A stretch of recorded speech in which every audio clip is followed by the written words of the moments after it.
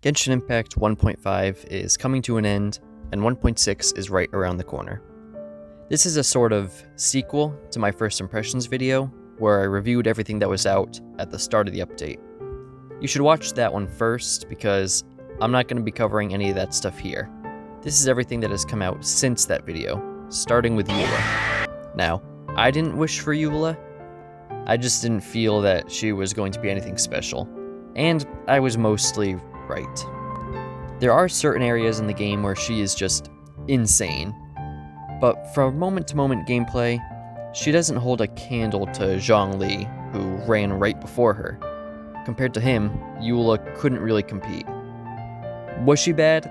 No, not by any means. She's strong, and if you got her, I'm sure you'll love her. She's just not an account-changing character. Her banner came with Xinyan, Beidou, and... oh god, why? Why is Xingqiu on every banner that I skip? I need constellations. What did I do to deserve this? There was also a new weapon banner, I guess. Don't know, don't care. Let's talk about the events we saw in this update. After the pretty underwhelming Energy Amplifier event, we got Windtrace, which is my favorite minor event that we've ever had in Genshin Impact, to date. I made a whole video on this, so I won't waste any time going over it here. Just know, it was extremely good. After Windtrace, we got Battlefront Misty Dungeon, which I feel like got slept on way too hard. It was pretty enjoyable. I at least got to use Mona, who I don't have. Going around collecting power-ups by clearing encounters was fun, and I feel like there's a lot they could do with this idea. I'd love for them to bring it back later down the line and expand on it with even more ideas. Mimi Tomo was Go Here and Talk to the Guy, the event. There was so much dialogue.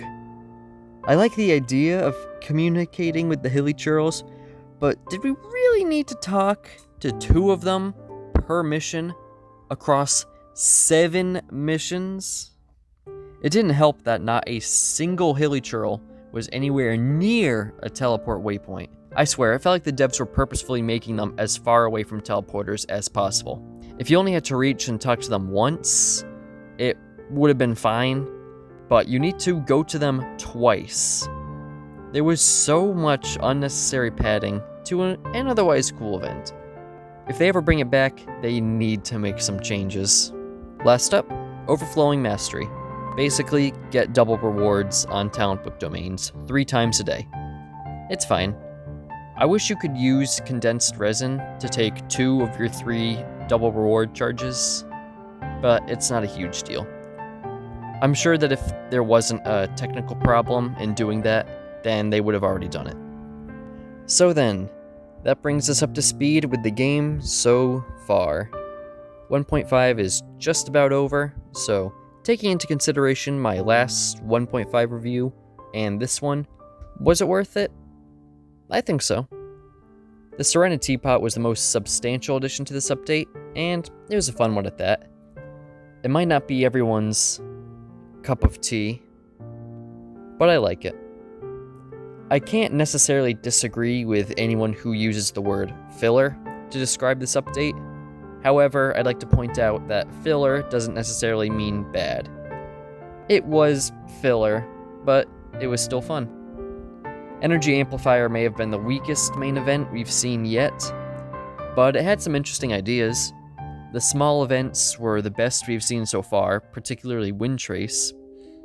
Overall, I'd keep my ranking from the last video and place this one below 1.2 and above 1.3. That is all, and I'll see you in 1.6.